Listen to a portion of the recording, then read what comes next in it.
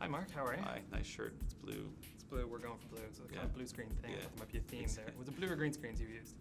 We use a little bit of both, actually, and gray screens, believe it or not. Different reasons? Yeah, exactly. There's different keys. It depends on what outfits people are wearing, and you want to get a separate color to key off of. There's some technical knowledge that your audience, I'm sure, is really compelled by. Well, the reaction, obviously, to 500 Days of Summer was hugely positive. But did you ever imagine that this was going to be your next film? Not in a million years. It seemed like something kind of crazy, but there's always surprises, aren't there? You never really know what's going to happen to you, do you?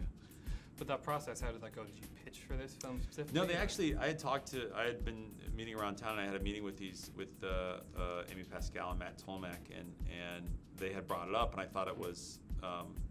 It said the other trilogy was coming to a close, and I didn't. You know, it seemed kind of crazy, and then they were fairly adamant about it, and I've said no at first. I thought it was a crazy idea for a lot of reasons, and then I went back to some of the old comics, and there was so much in the canon to explore that I had a hard time resisting it, and the opportunity was incredibly compelling.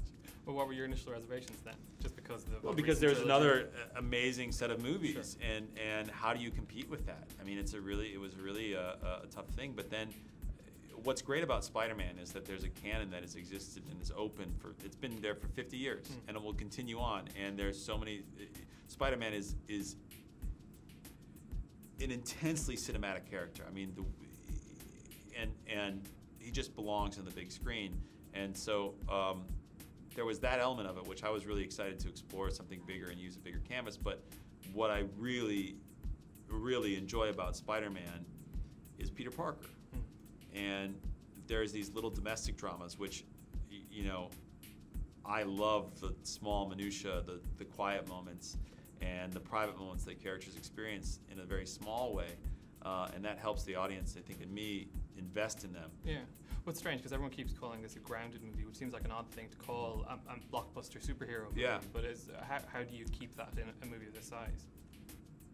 I think we did a lot of work at the beginning of the movie to build a character that honors the iconography of Peter Parker, but tells it in a different way. So we get different inflections of that character. I mean, to me, it was about finding.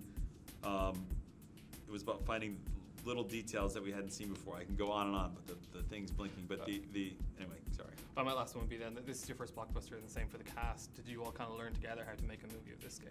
Yeah, well, we're not quite done with the movie yet, no.